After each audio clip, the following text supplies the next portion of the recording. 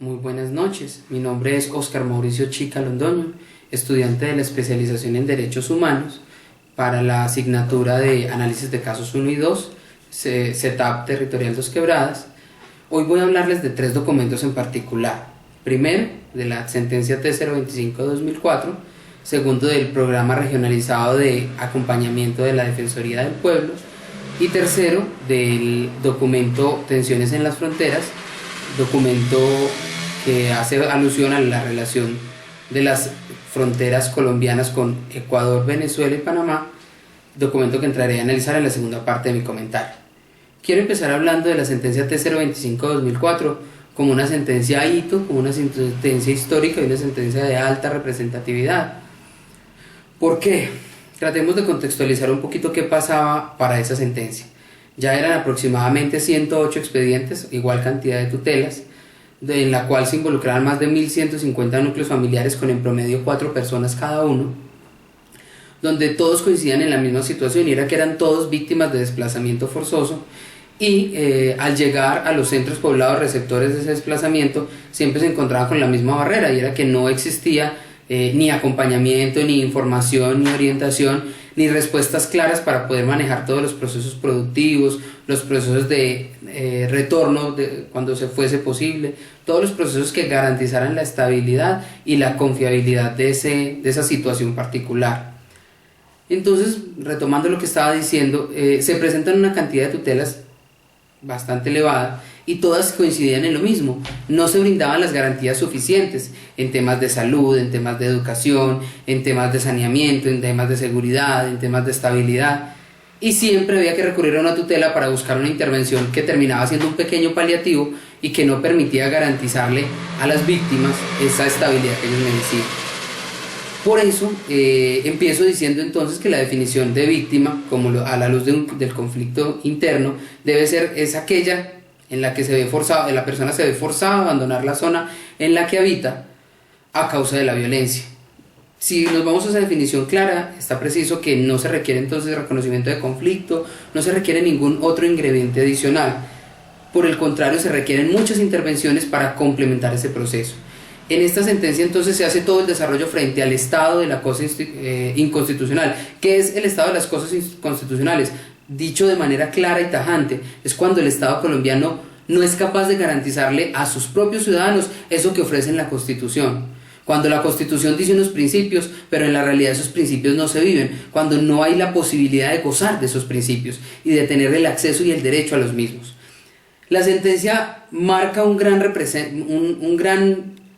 avance, un gran desarrollo, porque entra a decirle a las entidades territoriales y al gobierno nacional: venga, con paños de agua tibia no vamos a solucionar este problema. Tiene que haber una intervención de fondo, una intervención plena, y tiene que haber disposición de recursos. Si no existen recursos para diseñar planes y proyectos que le garanticen a todos aquellos desplazados del país la estabilidad que ellos requieren, va a ser imposible que se resuelva el problema jurídico.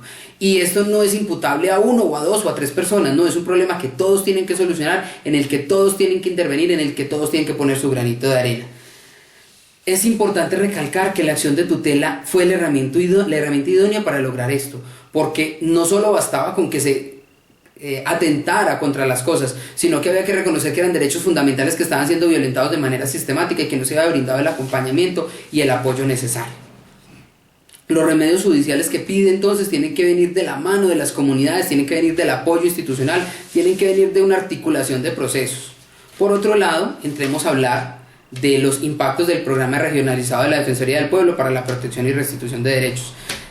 Si hablamos, como nos lo decía el interrogante, que cuál es el eje estructural, definitivamente la sentencia T025 está estructurada en la falta de atención efectiva para la población víctima de desplazamiento forzado. ¿Y qué es el programa regionalizado de la Defensoría del Pueblo? Pues no es otra cosa que la respuesta institucional a esta situación. En Colombia teníamos regiones, especialmente en las regiones de frontera, ya hablaremos más adelante de ese tema, donde definitivamente la atención era nula, donde la presencia estatal era, por no decirlo, casi que inoperante e ineficaz. se requería una intervención efectiva, una intervención de plano, una intervención completa, que brindara herramientas, y ahí aparece esta figura. Por eso, si hablamos del eje estructural, claro, la sentencia T025, ¿qué vino a hacer? Venga, es que ustedes, señores de Defensoría del Pueblo, hacen parte del Sistema Nacional de Atención Integral a la Población Migrante, así que hay que brindarle la estabilidad y la seguridad a las personas, y ustedes me van a garantizar el seguimiento y el cumplimiento de lo mismo. Por eso se crea la figura del defensor comunitario, que no es otra cosa que llevar la defensoría a las regiones apartadas para que la gente cuente con el acompañamiento necesario. Ese defensor está ya metido con la gente, preparándolos, conociéndolos, viviendo la realidad. Va de la mano con unas figuras muy importantes que son el asesor para la participación en la incidencia política y el asesor regional de desplazamiento. ¿Qué son estos dos asesores? Por un lado, el asesor en incidencia y participación política y pública es para darle a los ciudadanos las herramientas de formación y de capacitación para que se empoderen de sus propios procesos y lleguen a transformar la realidad. Y el asesor regional de desplazamiento, que es ese enlace en las regiones para darle cohesión y coherencia. Todo ello para generar un sistema de alertas tempranas que garantice que la intervención del Estado sea eficaz y que las soluciones sean oportunas. Ahora bien, vamos con la segunda parte de este aporte académico. Me correspondió, y de manera grata, estudiar el documento Tensión en las Fronteras, de Zuli Laverde y Edwin Tapia, ambos investigadores de la Escuela Superior de Administración Pública, que desarrollaron un análisis bastante interesante, del cual voy a tratar de desglosar de manera corta. Es un documento de 174 páginas, muy bien documentado, con cifras históricas, con evolución, que requiere y que sería importante seguir siendo estudiado y seguir siendo profundizado en su conocimiento. Empezamos hablando claramente de cuáles son los problemas que afectan a las fronteras, y hablemos de manera general. Lo primero, es innegable que a toda Colombia lo cobija un problema muy grave de conflicto armado, que en las fronteras se evidencia de manera un poco más fuerte, porque obviamente el Estado no llega y no tiene la capacidad de brindar el acompañamiento a esas zonas de frontera como debería ser, aunque ahorita hablaremos un poquito aparte del tema del norte de Santander, Guajira, que de pronto han tenido un mejor acompañamiento, pero sin embargo hay que reconocer que el Estado no ha tenido la presencia efectiva a nivel histórico.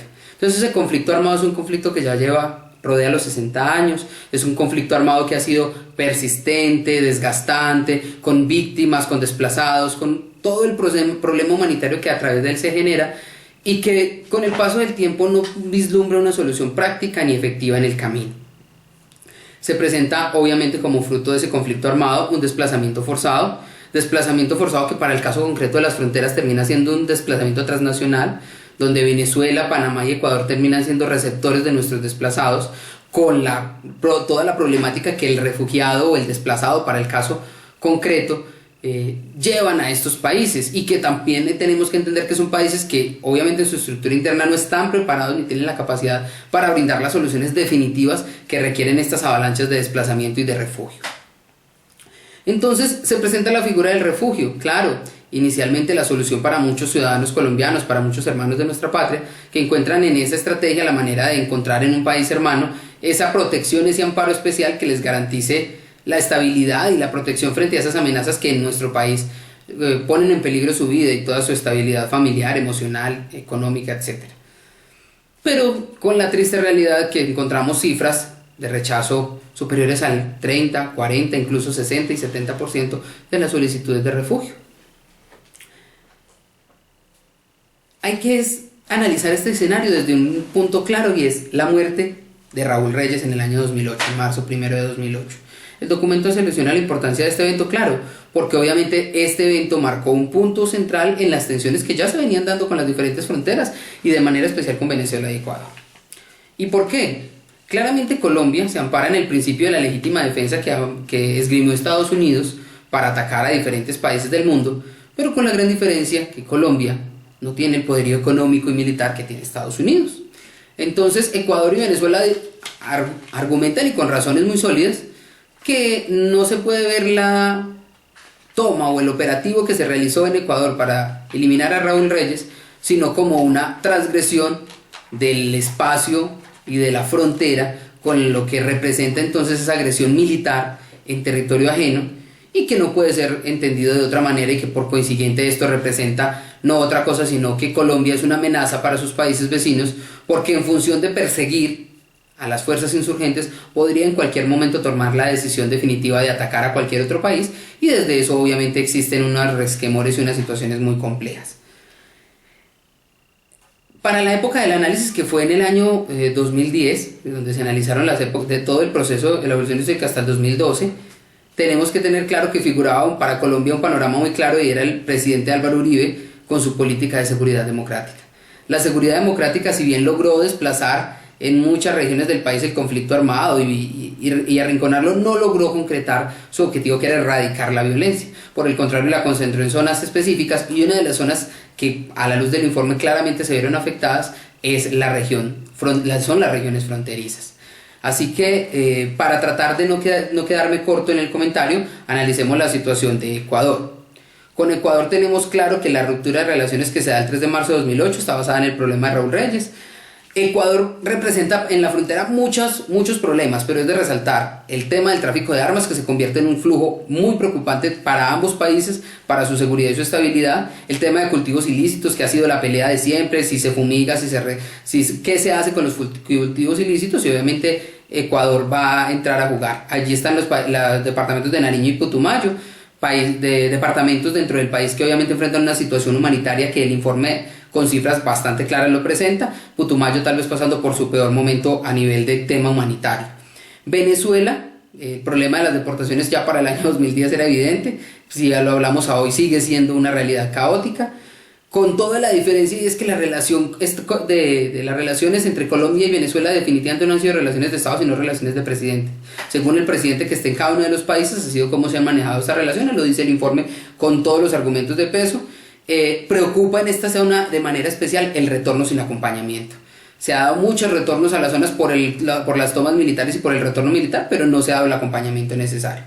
Y entra como a figurar en este escenario y empieza a llamar mucho la atención Panamá, porque si bien en el Chocó existía una casi imposibilidad de llegar a Panamá que no fuera por vía marítima, hoy por hoy se está presentando una relación aislada donde cada vez los refugiados y los desplazados se van presentando con mayor frecuencia. Panamá tiene una situación que es un refugio temporal que ha sido caótico para los colombianos, porque cada 2 meses tienen que estar definiendo qué va a pasar con ellos, sin que puedan definir una situación que les garantice la estabilidad emocional y sentimental y familiar, perdón. El informe destaca de manera especial a Jurado Chocó. Jurado es un pueblo que se vio y se ha visto siempre afectado por la violencia. Se ven obligados a retornar, el Estado les promete muchas cosas, pero de ellas prácticamente ninguna se cumple, solo el ejército los acompaña. Quisiera cerrar enfocando para mí a las dos conclusiones más importantes del informe. Por un lado, el tema de mecanismos de diálogo. Definitivamente Colombia tiene que trabajar en mecanismos de diálogo con sus países de frontera. Si no existe un diálogo claro, abierto, fraterno, sincero con los países, va a ser imposible que Colombia logre estabilizar y mejorar las condiciones de sus habitantes de frontera, y a su vez que sus problemas internos no repercutan en sus vecinos. Y por el otro lado, el deterioro en derechos humanos. Para la época del informe y para hoy sigue siendo evidente que la problemática es muy grande, que la situación en derechos humanos representa desplazamiento, hambre, abandono, miseria, etc. Muchas gracias por esta oportunidad, y espero haber podido compartirles lo mejor de lo que pude aprender de estos documentos. Muchas gracias.